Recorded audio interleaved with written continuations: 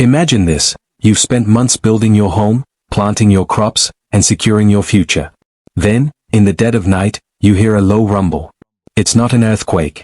It's the sound of the river, the same river that feeds your family, deciding to reclaim the land. Today, we have thousands of sensors, global weather satellites, and supercomputers to predict floods.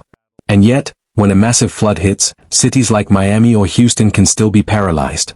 Now, step back 5,000 years. No satellites. No concrete dams. Just the raw, unpredictable power of nature.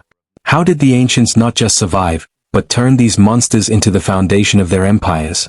Today, we aren't just looking at history, we're looking at a survival manual that modern engineering is only now starting to relearn.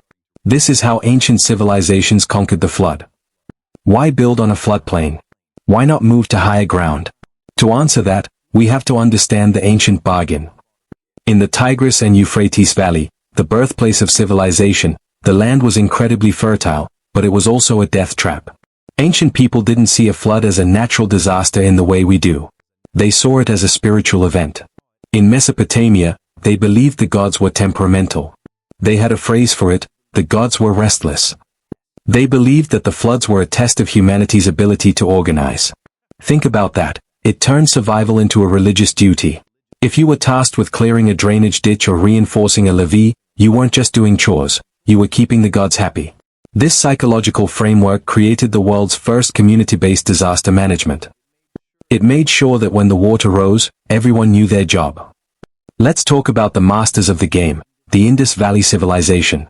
If you walk through the ruins of Mohenjo-Daro today, you'll notice something strange. Everything is built on massive platforms. They didn't just build on the ground, they built above it. They understood the flood cycle so perfectly that they built their entire urban layout to handle overflow. They had covered drains, think about that, thousands of years before Rome. They didn't try to stop the flood, they moved their lives out of the way while keeping their trade routes intact. Then, you have Egypt. The Nile was the most polite river in the world. It flooded exactly when it was supposed to. Egyptians developed basin irrigation.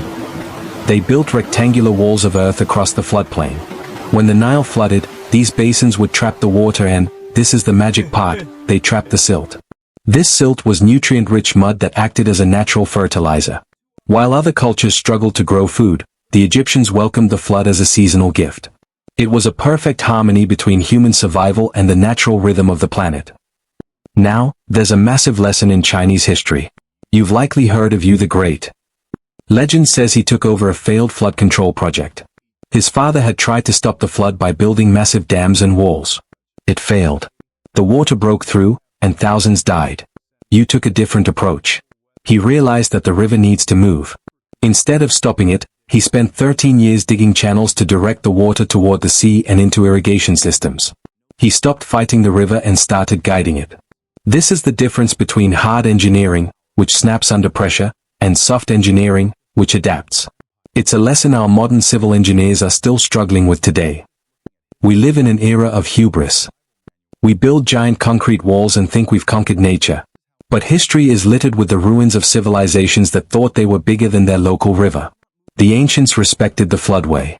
They knew that there are places you simply don't build. Today, we build skyscrapers in flood zones and act surprised when they flood.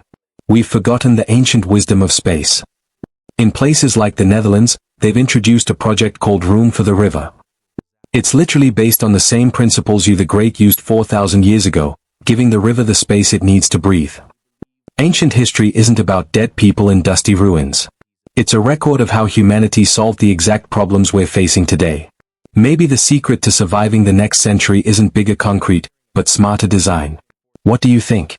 Are we too arrogant to learn from the past, or can we combine ancient wisdom with modern tech? Drop a comment below, I want to read your thoughts. Don't forget to like this video if you learned something new, and subscribe for our deep dive into the hidden source of Mohenjo-Daro next week. Stay curious, and I'll see you in the next one.